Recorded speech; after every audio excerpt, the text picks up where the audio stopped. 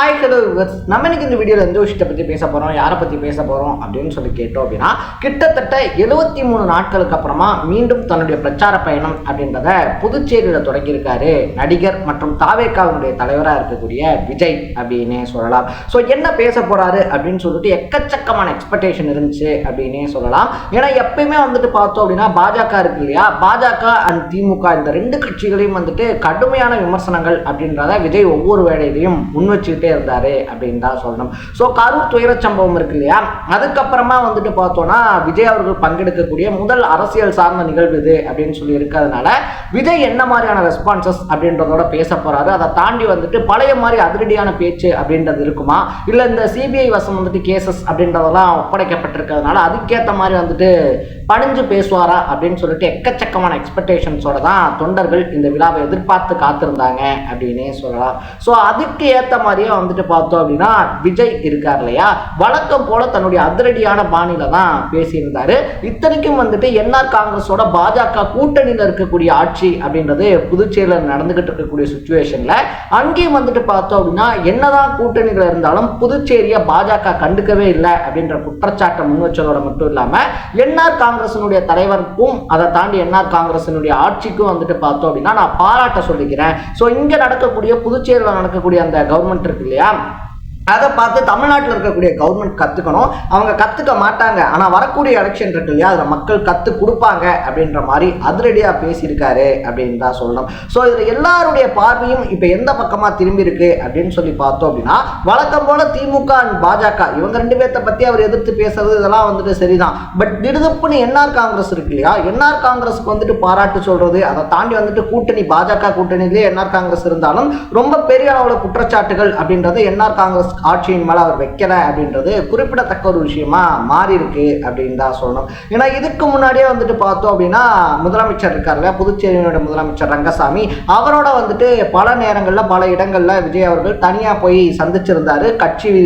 கட்சி ரீதியா அப்படின்றத தாண்டி பார்த்தோம்னா மரியாதை நிமித்தமா அப்படின்ற காரணங்களோட சந்திச்சிருந்தாரு. ஸோ இப்போ இந்த டைம்ல பார்த்தோம்னா என்ஆர் காங்கிரஸும் பாஜகவோட இருக்கக்கூடிய கூட்டணி அப்படின்றத முடிச்சுக்கலாமா அப்படின்ற ஐடியால இருக்கு அப்படின்னு சொல்லப்பட்டுக்கிட்டு இருந்துச்சு. ஏன்னா சிறுபான்மையினர் ஓட்டுகள் அப்படின்றது விழாது அப்படின்ற காரணத்தினால இந்த டைம்ல விஜய் அவர்களும் பார்த்தோம் அப்படின்னா என்ஆர் காங்கிரஸ்க்கு ஆதரவா பேசியிருக்கிறது அரசியல் களங்கள்ல பல விவாதங்களுக்கு வழிவிட்டிருக்கு அப்படின்னே சொல்லலாம். ஸோ இதுக்கு பின்னாடி இருக்கக்கூடிய பின்னணி என்ன, அதை தாண்டி புதுச்சேரியில் விஜய் நினைச்ச மாதிரி அரசியல் அப்படின்றது பண்ண முடியுமா அப்படின்ற மாதிரி பல விஷயங்களை தான் நம்ம பேச போறோம். அதுக்கு முன்னாடி நம்ம சேனலுக்கு நீங்க புதுசா வந்திருந்தீங்க அப்படின்னா இதே மாதிரி அப்பப்போ அப்டேட்டா போயிட்டு இருக்க விஷயங்கள், அது கரண்ட் அஃபேர்ஸா இருந்தாலும் சரி, பாலிடிக்ஸா இருந்தாலும் சரி, ஸ்போர்ட்ஸா இருந்தாலும் சரி, அப்பப்போ அப்டேட்டா போயிட்டு இருக்க விஷயங்களை நீங்க தொடர்ந்து தெரிஞ்சுக்கணும் அப்படின்னு ஆசைப்பட்டீங்கன்னா மறக்காம சேனலை ஃபாலோ பண்ணி சப்ஸ்கிரைப் பண்ணிக்கோங்க. ஃபர்ஸ்ட் ஆஃப் ஆல் பார்த்தோம் அப்படின்னா எல்லாருமே இந்த விஷயத்தை ஒரு வியப்பான விஷயமா பார்க்கறது ஏன், அதை தாண்டி என்ஆர் காங்கிரஸினுடைய ஆட்சிக்கும் முதலமைச்சருக்கும் விஜய் நன்றி சொன்னது அப்படின்றது வியப்படைய வைக்க வகையில் இருக்கிறது ஏன் அப்படின்னு சொல்லி பார்த்தோம்னா, புதுச்சேரியில் நாங்கள் ரோடு ஷோ அப்படின்றத நடத்திக்கிறோம் அப்படின்னு சொல்லிட்டு 1 இல்லை 2 இல்லை 4 டைம் பார்த்தோம்னா தாவேகா சார்பில் இருந்து அனுமதி கேட்கப்பட்டிருந்துச்சு. ஆனால் தொடர்ந்து பார்த்தோம் அப்படின்னா புதுச்சேரி காவல்துறை இருக்காங்க இல்லையா, அந்த அனுமதி அப்படின்றத மறுத்திருந்தாங்க அப்படின்னே சொல்லலாம். அது மட்டும் இல்லாமல் டைரக்டா புஷி ஆனந்தே பார்த்தோம் அப்படின்னா முதலமைச்சர் ரங்கசாமி இருக்கார் இல்லையா, அவர்கிட்ட போய் பேசியெல்லாம் பார்த்தும் கூட பொதுக்கூட்டம் வேணா நடத்திக்கங்க, அதுவும் 5000 பேருக்குள்ளதான் நடத்தணும், அதுக்கும் எக்கச்சக்கமான நிபந்தனைகள்லாம் சொல்லி அதுக்கப்புறம் தான் ஓகே கொடுத்தாங்க. அதுலயுமே பார்த்தோம் அப்படின்னா தாவேகா கேட்ட இடத்த கொடுக்காம அந்த கவர்மெண்ட் ஒரு இடத்த கொடுத்து இங்க பண்ணிக்கங்க அப்படின்ற மாதிரி சொல்லியிருந்தாங்க. ஸோ இவ்வளோ ரெஸ்ட்ரிக்ஷனோட தாவேகா கேட்ட எதையுமே பண்ணித்தராத ஒரு கவர்மெண்ட்டுக்கு தேங்க்ஸ் அப்படின்றத சொல்றாரு அப்படின்னா அப்ப அதுக்கு பின்னாடி இருக்கக்கூடிய அரசியல் என்ன அப்படின்ற கேள்வியும் எழுந்திருக்கு. இதே மாதிரி பார்த்தோம் அப்படின்னா 1977 இருக்கு இல்லையா, அப்பதான் எம்ஜிஆர் தமிழ்நாட்டில் கவர்மெண்ட் அப்படின்றத அமைச்சிருந்தாரு, முதலமைச்சர் ஆயிருந்தாரு. ஆனா அதுக்கு முன்னாடி 1974 புதுச்சேரியில அதிமுக ஆட்சி அமைஞ்சிருந்துச்சு. ஸோ இப்படி ஒருத்தரை மிஸ் பண்ணிடாதீங்க அப்படின்னு சொல்லிட்டு தமிழக மக்களுக்கு அடையாளம் காட்டினதே புதுச்சேரி தான் அப்படின்ற மாதிரியும் ஒரு பிட்டை போட்டிருந்தாப்ல. ஸோ நான் தமிழ்நாட்டு மக்களுக்காக மட்டும் பேச மாட்டேன், புதுச்சேரி மக்களுக்காகவும் தொடர்ந்து பேசுவேன், இங்க இருக்கக்கூடியவங்களுக்கும் பேசுறது அப்படின்றது என்னுடைய கடமை அப்படின்ற மாதிரியான விஷயங்களையும் சொல்லியிருந்தாரு. ஸோ இதனால பார்த்தோம் அப்படின்னா தமிழ்நாட்டில் மட்டும் கிடையாது, விஜய் விஜயனுடைய பார்வை அப்படின்றது தேசிய அரசியல் சம்பந்தப்பட்டதாகவும் இருக்கு அப்படின்ற கருத்துக்களை முன்வைக்க ஆரம்பிச்சிருக்காங்க.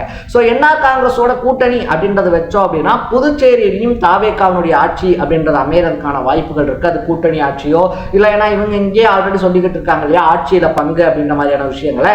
ஸோ அதை வந்துட்டு பார்த்தோம் அப்படின்னா புதுச்சேரியில அமல்படுத்துறதுக்கான வாய்ப்புகளை விஜய் ஏற்படுத்துவாரு அப்படின்னு சொல்றாங்க. ஸோ விஜய் அவர்களுடைய இந்த அரசியல் எழுச்சி மக்கள் அவருக்கு கொடுக்கக்கூடிய வரவேற்பு இருக்கு இல்லையா, இது வந்துட்டு பார்த்தோம் அப்படின்னா ரங்கசாமி அவர்களை ரொம்பவே இம்ப்ரெஸ் பண்ணிருக்கு அப்படின்னு சொல்றாங்க. ஏன்னா விஜய் இருக்காருல்ல, அவர் நன்றி சொன்னதுக்கு அப்புறமா வந்துட்டு பார்த்தோம்னா விஜய் நன்றி சொல்லதுக்கு நன்றி சொல்லி புதுவையினுடைய முதலமைச்சரான ரங்கசாமியும் ஒரு அறிக்கையை வெளியிடுறாரு அப்படின்னு தான் சொல்லணும். ஸோ ஆல்ரெடியே வந்துட்டு பார்த்தோம் அப்படின்னா அரசியல் களத்துல விஜய் பக்கம் இப்ப ரொம்ப முக்கியமான அதை தாண்டி அனுபவம் வாய்ந்த தலைவர்கள் அப்படின்றவங்க சாஞ்சுக்கிட்டு இருக்கும்போது ஒரு மாநிலத்தினுடைய முதல்வர் கிட்ட விஜய்க்கு இருக்கக்கூடிய நெருக்கம் அப்படின்றது அரசியல் காலத்துல எதிர்கட்சிகள் ஆளும் கட்சிகளுக்கு ஒரு பயத்தை ஏற்படுத்தி இருக்கு அப்படின்னு சொல்றாங்க. இது மட்டும் இல்லாம புதுவையில் இருக்கக்கூடிய விஷயங்கள் அப்படின்னு சொல்லிட்டு பல விஷயத்த அட்ரஸ் பண்ணி பேசியிருந்தாரு விஜய் அப்படின்னு தான் சொல்லணும். ஸோ மாநில அந்தஸ்து அப்படின்றது இருக்கு இல்லையா, மாநில அந்தஸ்து அப்படின்றத கொடுக்கறத தாண்டி வந்துட்டு பார்த்தோம்னா இங்க இருக்கக்கூடிய மக்களுக்கான வேலை வாய்ப்புகள் அப்படின்றது உருவாக்கப்படாம இருக்கு. காரைக்கால் வந்துட்டு 5 மில்ஸ் அப்படின்றத க்ளோஸ் பண்ணியிருந்தாங்க. அதை ரீஓபன் பண்றதுக்கான ஒரு துரும்ப கூட கிள்ளி போடல இந்த பாஜக ஒன்றிய அரசு அப்படின்ற மாதிரி சொல்லியிருந்தாரு. ரேஷன் கடைகளே வந்துட்டு பார்த்தோம்னா இல்லாத ஒரு ஸ்டேட்டா இன்னும் புதுச்சேரி மட்டும்தான் இருந்துகிட்டு இருக்கு. அவங்க கொடுக்கக்கூடிய விடுவிக்கக்கூடிய நிதி இருக்கு இல்லையா, அதுவும் வந்துட்டு பார்த்தோம்னா அரசு பணியாளர்களுக்கு சம்பளம் போடுறதுக்கும் அதை தாண்டி வந்துட்டு ஓய்வூதியம் அப்படின்றத கொடுக்கறதுக்கும் சரியா போயிடுறதுனால புதுவை கவர்மெண்ட் தொடர்ந்து வந்துட்டு பார்த்தோம்னா கடன் அப்படின்றத வாங்கிக்கிட்டே இருக்காங்க அப்படின்றதையும் அட்ரஸ் பண்ணியிருந்தாரு. ஸோ இந்த கிட்டத்தட்ட அந்த ஒரு 12 நிமிஷ பேச்சில் வந்துட்டு பார்த்தோம் அப்படின்னா தங்களுடைய கொள்கை எதிரி அதை தாண்டி வந்துட்டு பார்த்தோம் அப்படின்னா பாஜகனா பாசிசம் அப்படின்னு சொல்லி பேசக்கூடிய விஜய் அவர்கள் ஒரு டைம் கூட பாஜக அப்படின்ற பேரை விஜய் பயன்படுத்தல அப்படின்றதும் ரொம்ப குறிப்பிடத்தகுந்த ஒரு விஷயமா பார்க்கப்பட்டிருக்கு அப்படின்னு சொல்லலாம். ஸோ பாஜக அப்படின்ற பேரை விஜய் வந்துட்டு குறிப்பிடலையா இல்ல திட்டமிட்டு மறுத்திருக்காரா அப்படின்ற கொஸ்டினும் அரசியல் களத்துல முன்வைக்கப்பட்டிருக்கு.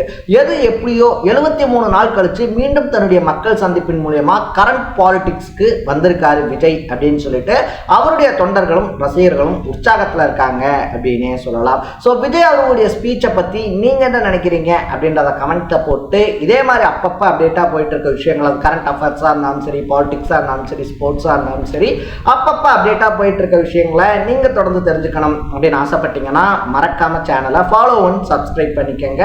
நாளைக்கு இதே மாதிரி இன்னொரு இன்ட்ரெஸ்டிங்கான வீடியோட சந்திக்கலாம். Tata, bye by.